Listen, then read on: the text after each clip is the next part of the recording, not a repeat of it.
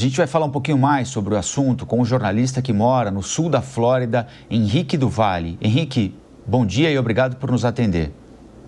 Bom dia, Rafael. Bom dia, Lívia. Prazer estar com você aqui agora. Pois é, eu passei a madrugada aí observando os ventos aqui na região de Fort Lauderdale, que por sinal agora de manhã cedo a gente vê que não foi assim como foi na região de Tampa, na região de São Petersburgo, enfim, na região de Orlando, onde o desastre realmente aconteceu nessa região. Então, eu estou feliz, pelo menos aqui, de ter acordado hoje de manhã cedo, apesar de ter dormido pouquinho, né? De ver que minha casa está de pé. Infelizmente, as outras pessoas que vivem na costa do Golfo não vão poder dizer a mesma coisa. O estrago muito grande, inclusive logo de manhã cedo, uma matéria mostrando o estádio de beisebol do Tampa Bay Rays, o teto do estádio completamente destruído, não existe mais o estádio, eles vão ter que reformar tudo isso e isso com certeza vai atrapalhar a temporada de jogos de beisebol aqui nos Estados Unidos. Por enquanto, as pessoas que vivem naquela região foram obrigadas a sair em direção ao sul da Flórida. O trânsito, antes de ontem, tudo parado na Freeway 4, descendo de Orlando para cá. É uma rota muito constante que as pessoas que vão visitar os parques, a Disney foi fechada, enfim. E agora as pessoas querem voltar para suas casas. Porém, o que acontece é o seguinte: nós tivemos aí inundações que podem ter chegado a 3,5 metros cobrindo as casas. Então, essa água vai demorar um período ainda para poder sair das casas. Eu tive essa experiência numa propriedade que eu tenho na região perto de Tampa na semana passada com o furacão Helene. Eu tive perda total e quando eu cheguei lá eu vi toda a minha mobília toda destruída dentro de casa. E eu sei o desespero que é para essas pessoas que passaram por esse furacão e que estão querendo voltar às suas propriedades. O principal problema é justamente porque deve ter caído um monte de cabos elétricos e as pessoas que querem retornar às suas casas não podem ainda porque não foi autorizado pelas autoridades. Existe ainda risco, né? E por isso as pessoas estão muito ansiosas para poder voltar para suas casas. Mas isso vai demorar um pouquinho ainda, porque até essa água voltar novamente para o oceano vai demorar. Enfim, é uma coisa que a gente passa geralmente na Flórida, mas sinceramente, 2 furacões, um atrás do outro, depois de 10 dias, é muito prejuízo para muita gente por aqui. Henrique, você estava explicando que muita gente, diante de ordens de evacuação, foi para o sul da Flórida. Em relação ao sul da Flórida, onde você está, houve ordens de evacuação? A oferta de energia elétrica ficou comprometida? Porque teve chuva, teve vento forte por aí também, né? Como é que está a situação agora? Teve. Durante a madrugada toda, eu sempre observando, né, como que estava o vento. Teve vento de mais ou menos 30, 40 milhas por hora, que dá mais ou menos 60 quilômetros por hora, mais ou menos. E felizmente nós não tivemos perda de energia. Muitas pessoas que vivem na parte central da Flórida conseguiram chegar aqui na região. Praticamente para a gente aqui não teve muita mudança, não. Nós tivemos, como eu disse, bastante vento, bastante chuva, mas nenhum tipo de problema que pudesse, assim, evacuar. Eu estou, inclusive, esperando algumas informações sobre o aeroporto de Fort Lauderdale, que geralmente alaga quando a gente tem muita chuva por aqui, né? Pelo que eu sei, por enquanto, parece que o aeroporto não foi fechado.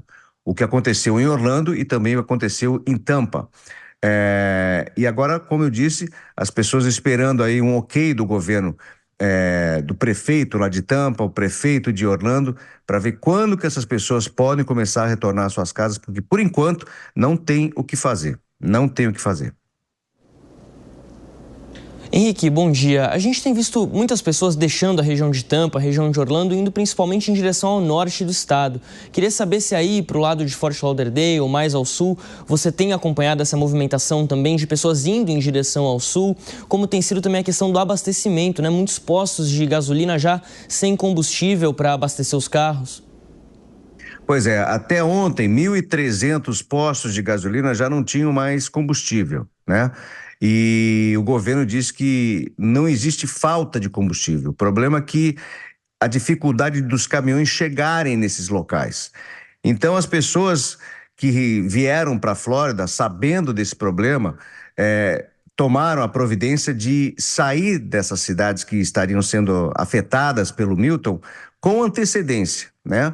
Inclusive, eu tenho uma amiga que está em casa, na minha casa hoje, veio daquela região, saiu mais cedo, não teve problema nenhum para chegar, mas outras pessoas que eu conheço, que foram em direção ao norte do estado, tiveram problemas porque o trânsito absurdo e falta de gasolina, né?